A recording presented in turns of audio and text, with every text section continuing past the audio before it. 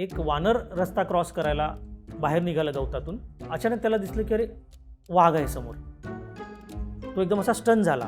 तो जागेवरच थबकला. बरं आता हिने काय करावं? ही चालत राहिली. तिनेही काही अंतरावरून त्याला पाहिलं असेल, पण ती चालत राहिली आणि एकदम त्याच्या जवळ पोचली.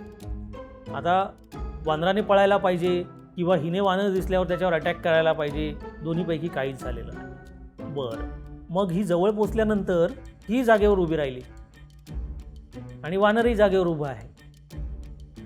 दोघांनी काहीच रिॲक्शन दिलेलं नाही. हे असं कधीच होत नाही. आणि मग जी रिॲक्शन आली ती आणखीनच विचित्र होती. वानराने खाडकणीच्या थोबाडीत मारला. खाडकण थोबाडीत पंजा मारला मायाच्या. वानर वाघाच्या थोबाडीत मारतं. हे म्हणजे कुठे घडतं असं? बरं, आता हिने काय करायला पाहिजे? हिनेही त्याच्या थोबाडीत मारले. हे घडलेला किस्सा आहे.